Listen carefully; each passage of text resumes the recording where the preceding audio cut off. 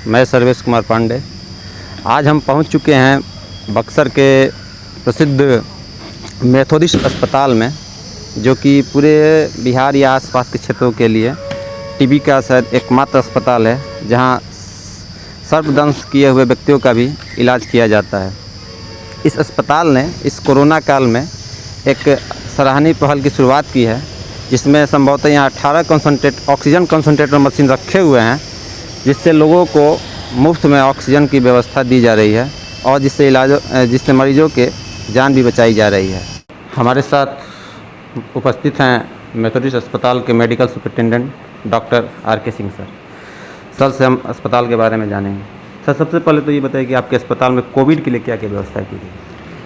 हम लोग यहाँ पे 25 बेड अभी हम लोग के पास में तैयार हैं कोविड मरीजों के लिए।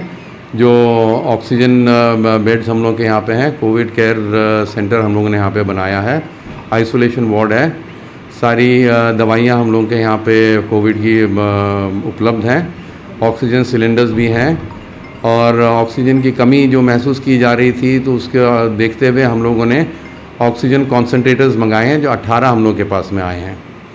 तो एक कॉन्सेंट्रेटर में हम लोग 2 मरीज को ऑक्सीजन सेफली 5 लीटर तक सप्लाई कर सकते हैं। और ये कॉन्सेंट्रेटर्स सामान्य जो हवा है उससे ऑक्सीजन बनाते हैं। और हम लोगों के मैनेजमेंट ने ये डिसाइड करा है कि कोविड के जितने भी मरीज होंगे उनको हम लोग निःशुल्क या फ्री ऑक्सीजन हम लोग यहाँ पे सप्लाई करेंगे, जितने भी दिन यहाँ पे रहेंगे, जितनी भी ऑक्सीजन की ज़रूरत पड़ेगी। अच्छा, अभी देखने में आ रहा है कि एक ब्लैक फंगस, वाइट फंगस, कल सुनने में एक येलो फंगस, मतलब फंगस के बारे में थोड़ा लोगों को कुछ बताते चले सर कि फंगस क्या है, इसके क्या लक्षण है, बचाव का क्या तरीका हो सकता है? अभी इस काल में हम लोगों को देखने को मिल रहा है ब्लैक फंगस, जिसका मेडिकल नेम है म्यूकोरमाइकोसिस। तो ये पेशेंट्स में देखने को मिल रहा है जिनका इम्यूनिटी लो हो जाता है।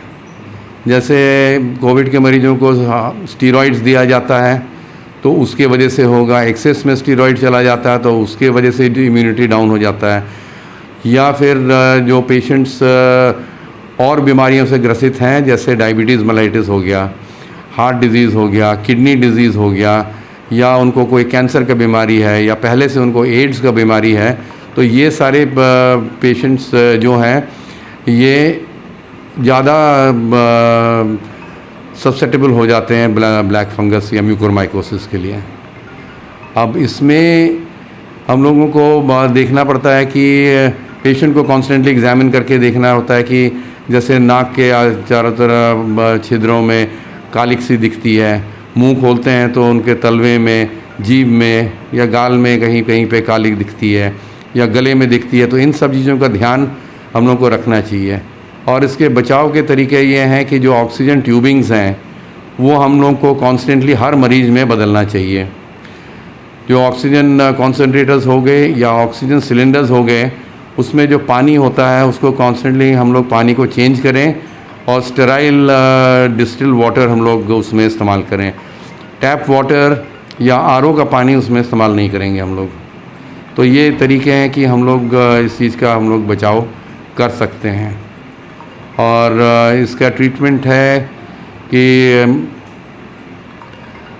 लाइपोसोमल एम्फोटेरिसिन बी म्यूकोरमाइकोसिस के लिए दिया जाता है। और फ़िलहाल में अभी इसके जांच के लिए पटना में लैब उपलब्ध है। सर, अभी देखा जा रहा है कि जितने भी कोविड हो चाहे ये हो, सब में इम्यूनिटी ही मेन फैक्टर रह रहा है। तो एक नॉर्मल लोगों को अगर इम्यूनिटी अपनी बूस्ट करनी हो तो उसके लिए क्या लाइफ स्टाइल अपना सकते हैं, चाहे क्या करना होगा लोग? इम्यूनिटी बूस्ट करने के लिए हम लोग इम्यूनो बूस्टर्स ड्रग्स भी होती हैं, विटामिन्स होते हैं, और उसके साथ साथ अगर हम लोग एक्सरसाइजेस, ब्रीदिंग एक्सरसाइजेस वगैरह करते हैं तो वो भी इम्यूनिटी बूस्टिंग का काम करती हैं।